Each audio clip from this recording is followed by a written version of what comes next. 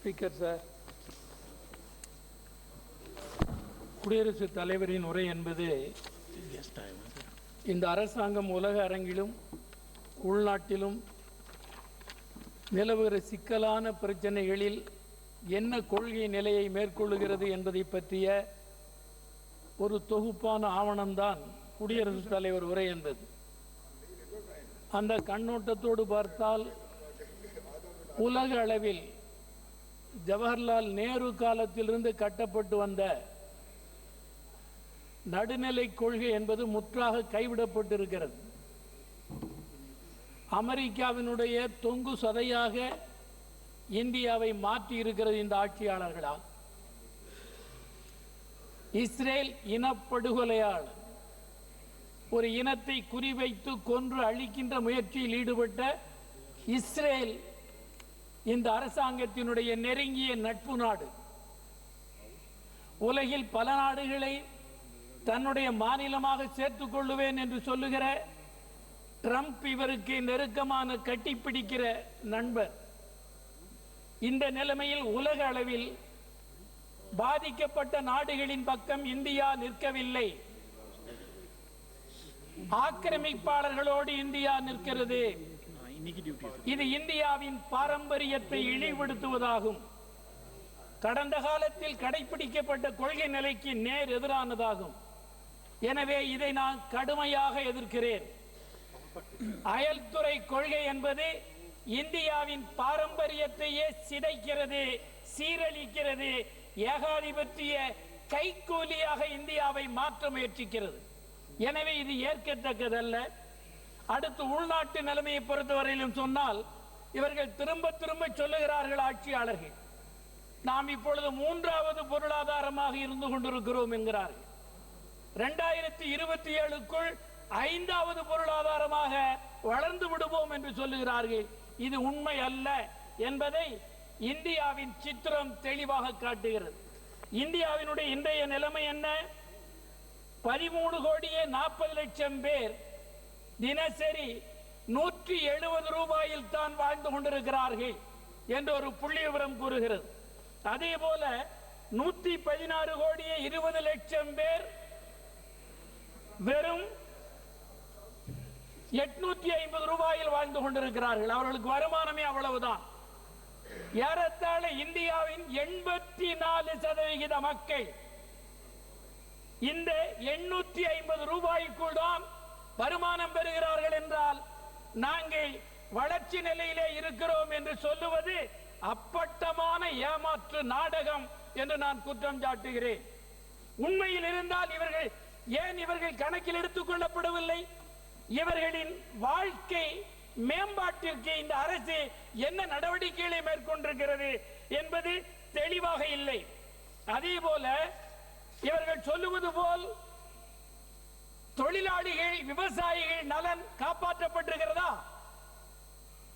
100 ஆண்டு காலம் போராடி பெற்ற உரிமை முழுவதையும் தொழிலாளிகளிடமிருந்து பறித்து கொண்ட குற்றத்தை இந்த அரசாங்கம் செய்திருக்கிறது.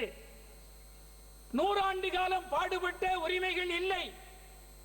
4 கோடுக்குள் எல்லா விஷயத்தையும் அடக்கிவிட்டதாக சொல்லுகிறார்கள்.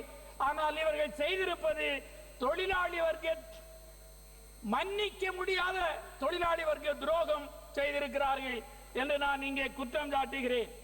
அதேபோல் இந்த அரசின் நடவடிக்கைகளில் 10 ஆண்டுகால அனுபவங்களில் எந்த கொள்கையும் இங்கே சொல்லவில்லை. என்ன அனுபவம்? பணக்காரர்களுக்கும் ஏழைகளுக்கும் இருக்கிற இடைவெளி கற்பனை செய்ய முடியாத அளவுக்கு விரிந்து கொண்டே போகிறது. கொடுத்தவன் கொள்ளையடித்துக் கொண்டே இருக்கிறான். ஆனால் ஏழை மேலும் மேலும் ஏழையாகிக் கொண்டே இருக்கிறான். இந்த நிலைமைக்கு காரணம் பிஜேபி அரசு கடைபிடிக்கின்ற பொருளாதார கொள்கைகள் தான் காரணம். அதனால் தான் பணவீக்கம் வரலாறு காணாத அளவிற்கு உயர்ந்திருக்கிறது. அதேபோல் நுகர்வு, வாங்குவதற்கு மக்கள் கையில் காசு இல்லை, பணம் இல்லை. இதை இந்த ஆட்சியாளர்களால் தான் மக்கள் பாதிக்கப்பட்டிருக்கிறார்கள்.